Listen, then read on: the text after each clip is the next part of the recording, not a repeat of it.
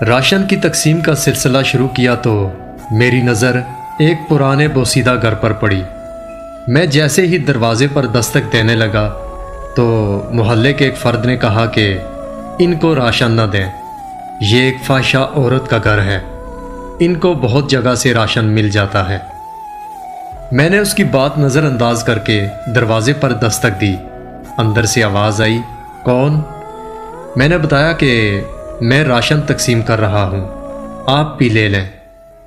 وہ اندر سے غمگین آواز میں بولی، آپ واپس چلے جائیں، پہلے ہی اس محلے میں لوگ ہمیں جینے نہیں دیتے، ہم گزارا کر لیں گے، آپ کی مہربانی آپ یہ راشن اس محلے کے شرفاء میں تقسیم کر دیں۔ میں نے کہا، آپ محلے کی فکر نہ کریں، مجھے اپنا بھائی سمجھیں۔ میرے بے حد اصرار کرنے پر اس نے دروازہ کھولا۔ میں نے راشن اس کے گھر میں رکھ دیا۔ وہ پردے میں آئی اور شکریہ ادا کرنے لگی۔ میں نے کہا، بہن آپ نے یہ کیوں کہا کہ آپ کے گھر راشن موجود ہے؟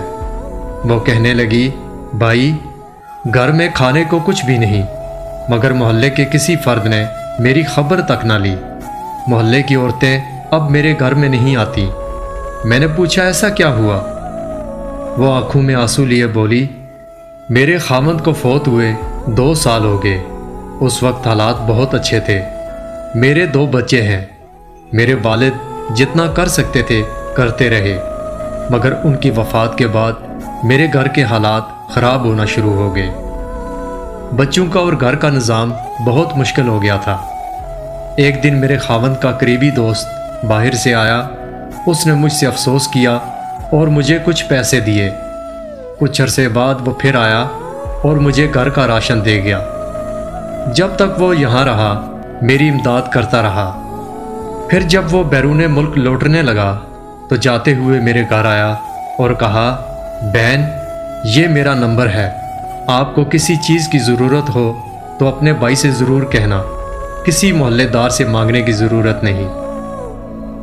جب وہ میرے گھر سے باہر نکلا تو محلے کے لوگوں نے اسے پکڑ کر مارنا شروع کر دیا اور کہنے لگے کہ تم نے محلے میں گند مچایا ہوا ہے۔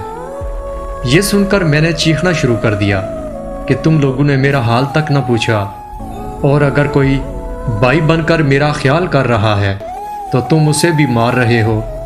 وہ بھی ان کو سمجھاتا رہا کہ یہ میری بہن ہے، مگر محلے کے لوگوں کو جیسے تماشا مل گیا ہو۔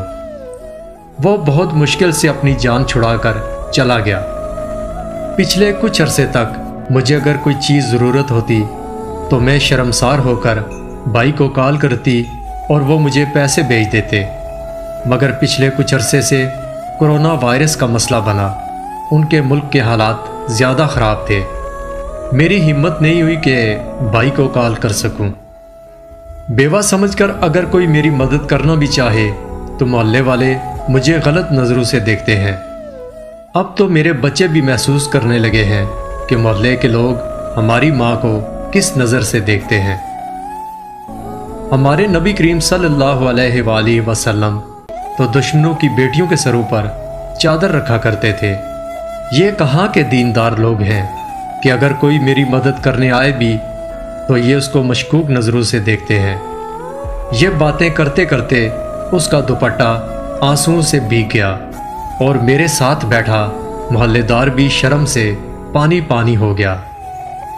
ہم باہر نکلے تو وہ شخص کچھ بولنے ہی والا تھا کہ میں نے اونچی آواز میں کہا، بروز قیامت تم لوگوں کے اس راشن کو اللہ کیسے قبول کرے گا جب کہ تمہیں محلے میں رہنے والے ان لوگوں کی خبر ہی نہیں جو کسی کے دروازے پر نہیں جاتے۔ یہ کہہ کر میں نم آنکھوں کے ساتھ اپنے گھر کی طرف روانہ ہو گیا۔